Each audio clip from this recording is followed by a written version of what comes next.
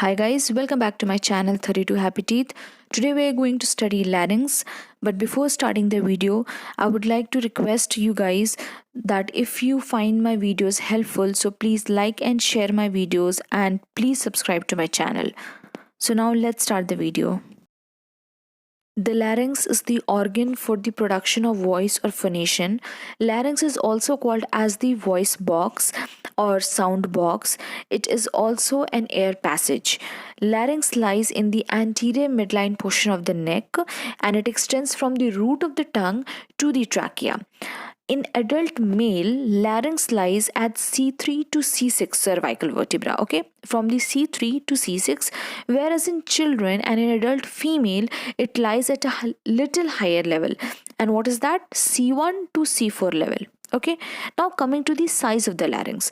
The size of the larynx, or you can say the length of the larynx, is 44 millimeter in males, whereas it is 36 millimeter in females.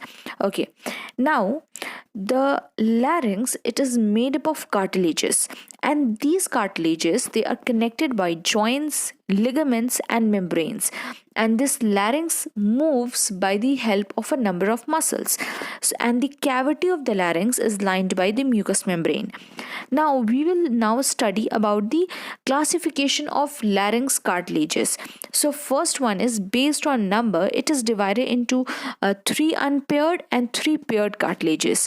So let's come to the first one, that is unpaired cartilages. So the unpaired cartilages are thyroid, cricoid and epiglottis. Thyroid, it appears shield-like, cricoid appears ring-like, whereas epiglottis appears leaf-like. Now moving on to the paired cartilages. These paired cartilages are arytenoid, corniculate and cuneiform. Arytenoid appears cup-shaped, whereas corniculate horn-shaped and cuneiform wedge-shaped. So this is the cartilages of larynx based on number. In the next coming slide, we will see the diagram of these cartilages so you can develop a better picture of the cartilages of larynx. Okay. Now moving on to the next type of classification, which is based on nature. So on the basis of nature, the cartilages of larynx are divided into hyaline and elastic. Elastic because these cartilages never ossify. Hyaline because these cartilages can ossify at around 25 years of age. The hyaline cartilages are thyroid, cricoid and basal parts of arytenoid cartilage. So if you remember from the previous slide, thyroid and cricoid cartilages were paired cartilages, yes, whereas the arytenoid cartilage was unpaired. But the basal portion of arytenoid cartilage is hyaline and its upper portion, or you can say processes of arytenoid cartilages are elastic, that is they don't ossify. So the elastic cartilages are epiglottis, corniculate, cuneiform and processes of arytenoid cartilage. Over here also epiglottis was the unpaired cartilage, whereas the rest of the 3 are paired cartilages. So this is a diagram of the cartilages of larynx. You can see that this epiglottis, as we studied in the previous slide, this epiglottis, it appears leaf like and it was the unpaired cartilage. And see over here also it is only one. See the thyroid, it appears shield like and it is one, whereas the arytenoid cartilage, it is 2 in number, that is it is paired and it appears cup shaped. And this is your cricoid cartilage, and this is the lamina of cricoid. And this lamina of cricoid, it appears as what do you say, ring like, and the junction between the lamina of cricoid and arytenoid cartilages is the cricoarytenoid joint, and these are your tracheal rings. So the tracheal rings, they are deficient posteriorly, hence it doesn't continue and close the ring. So this is the picture of the cartilages of larynx, and I hope it made your points clear. So now moving on to the muscles of the larynx. This is the diagram of the laryngeal muscle. You can see that this is your laryngeal inlet and this is your arytenoid cartilage. So the muscle which is arranged obliquely is called as the oblique arytenoid, and the one which is arranged transversely is your transverse arytenoid. And see this posterior cricoarytenoid, why? Because it is placed posteriorly, hence the name, it is posterior cricoarytenoid. Now moving on to the intrinsic muscles of larynx. There are in total 9 types of intrinsic muscles, and they are cricothyroid, posterior cricoarytenoid triangular, lateral cricoarytenoid, transverse arytenoid, oblique arytenoid and aryepiglottic, thyroarytenoid and thyroepiglottic, and the last one which is your vocalis. Okay, so we will learn about these intrinsic muscles one by one. Starting with the cricothyroid, it is called as the tuning fork of larynx, and it is the only intrinsic muscle of larynx which lies outside the larynx, whereas the rest of the other, that is the 8 other intrinsic muscles, they lie within the larynx except the cricothyroid which lies outside it. Okay, now moving on to your posterior cricoarytenoid triangular. This muscle is called as the safety muscle of larynx. The function of your posterior cricoarytenoid triangular is abduction, and what you understand by abduction is to move the larynx away from the midline of the body. So posterior cricoarytenoid is an abductor. It is also called as the safety muscle of the larynx. Now moving on to the third one, which is your transverse arytenoid. Transverse arytenoid is an unpaired muscle, and its function is adductor. So adductor is moves the larynx towards the midline. Okay, now moving on to the fourth one, which is your lateral cricoarytenoid. It has the same function as your transverse arytenoid, that is of adductor. This muscle also moves the larynx towards the midline. Now moving on to the oblique arytenoid and aryepiglottic muscle. It closes the larynx and it has the same function as that of lateral cricoarytenoid and transverse arytenoid, that is of adduction, that is it moves the larynx towards the midline of the body. And the next is your thyroarytenoid and thyroepiglottic. So this is the muscle which opens the larynx, and it is also called as the relaxer of vocal cords. Now the last one is your vocalis. The vocalis is also called as the relaxer of vocal cords. So in this slide, I have tried to make it easier for you people to remember the muscles of the larynx and their functions. So first I have divided it broadly into the muscles controlling laryngeal inlet and the muscles controlling movement of vocal cords. So the laryngeal inlet one is aryepiglottic and thyroepiglottic. You can remember it as epiglottic. Then to the vocal cords, there is cricothyroid. Okay, so it ends with thyroid, it starts with thyroarytenoid. Okay, then two cricoarytenoids, it's very similar to thyroarytenoid. So first comes the posterior, then comes your lateral. Now moving on to the function of these muscles, like if suppose if a door is closed, then only you will open it, then only you will enter it. So first write close, then open, then move on to the vocal cord section, that is cricothyroid, tensor and modulator of voice, relaxer of vocal cords, and then first start with abductor then adductor, because B comes before D, so abductor then adductor.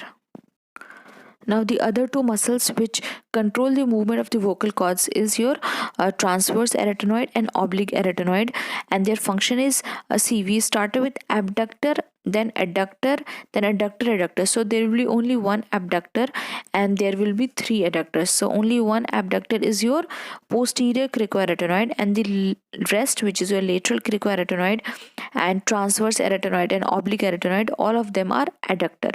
Okay, you can also remember this as after testament, crew, team, Thai army, crew army. Okay, so here after is aryepiglottic, testament, thyroepiglottic, then this crew team. This crew team is your cricothyroid, Thai army, thyroarytenoid, crew army, cricoarytenoid, and Trump army is transverse arytenoid. And for the last one, which is your oblique arytenoid, right obliterated. So your mnemonic is after testament, crew team, Thai army, crew army, Trump army, obliterated. Okay. Now we will learn about the elevation of larynx and depression of larynx. So there are two muscles each involved for elevation and depression. See, for elevation it is your thyroid and mylohyoid muscle, and for depression it is your sternohyoid and sternothyroid. See, it is a very what do you say, simple technique to remember it. Say mylohyoid muscle, it lies above this, above your larynx, and similarly thyro above, so it is your elevators. Then sternum, it lies below your larynx, hence the name sternohyoid and sternothyroid. See, for elevation the last name is similar, hyoid, whereas for depression the first name is similar, which is your sterno. So this was all about the intrinsic muscles of the larynx. So this is a very important part of the larynx, and there has been many questions regarding this in your MCQ exams. So I request you to pay a pay special attention to this section. Now moving on to our next slide. Now coming to the arterial supply of larynx. See, we will divide larynx into two parts, that is up to vocal cords, and the second is your below vocal cords. So above the vocal cords, that is up to the vocal cords, what is the supply of the artery? What is the arterial supply of the larynx? It is your superior laryngeal artery, and there is this branch of superior thyroid artery. See, up to vocal cords, what does it mean? Above. So you can remember it as superior thyroid artery branch. Then similarly superior laryngeal artery. Below vocal cords, it is your branch of inferior thyroid artery, and it is inferior laryngeal artery. See, this is very easy. If you just use a little bit of common sense, you will remember it. Now coming to the venous drainage, similarly in this case also it is divided into two, that is up to vocal cords and below vocal cords. And similarly there is this superior laryngeal vein up to vocal cords, and this drains into your superior thyroid vein, and below vocal cords it is your inferior laryngeal vein, and this drains into the inferior thyroid vein. Nothing very much, nothing very new, you can just correlate it and you will remember it. Now, what is the lymphatic drainage of larynx? See, in this case also it is divided into above and below vocal cords. So above vocal cords, the lymph, they drain into the anterior superior group of cervical lymph nodes. Okay, that is your pre-laryngeal lymph nodes. But below vocal cords, it is your posterior inferior group of deep cervical nodes. Now, one important thing to note here is that true vocal folds, that is your glottis, acts as a watershed for lymphatics, hence there is no lymphatics. Okay, this is a very unique unique point and important too, so I recommend you to remember this point. Now moving on to the last slide of larynx, that is the nerve supply. We have divided this nerve supply into motor and sensory. First we will deal with the sensory supply. So in sensory supply, it is also divided into up to vocal cords and below vocal cords. So up to vocal cords, the sensory supply is from this internal laryngeal nerve, whereas below vocal cords it is the recurrent laryngeal nerve. Okay, now moving on to the motor part. So recurrent laryngeal nerve supply all the muscles of the larynx except the cricothyroid muscle. And this cricothyroid muscle, if you remember guys, this was the only muscle which lies outside the larynx. Okay, so except cricothyroid, all of the muscles are supplied by the recurrent laryngeal nerve. So which nerve supplies this muscle? So the cricothyroid muscle is supplied by the external, or you can say superior laryngeal nerve. Okay, now if there is a paralysis of external or superior laryngeal nerve which supplies to the cricothyroid muscle, which will lead to weakness of phonation because of loss of tightening effect of the cricothyroid muscle onto the vocal cords. Okay, so if your external or superior laryngeal nerve is damaged, then you can see weakness of phonation because the cricothyroid muscles, they have lost their tightening effect on the larynx. Okay, now moving on to the last point, which is very important, that is carcinoma of glottis has best prognosis. So if someone develops a carcinoma of glottis, then that person, that carcinoma, it has a best prognosis. This was all about larynx, guys. I hope you understood this video, and if you do so, please like and share it with your friends who are similarly struggling with anatomy. And I am here to help you understand the topics where you need understanding, where you need help. So please subscribe to my channel and share it with your friends. Till then, take care. Bye bye.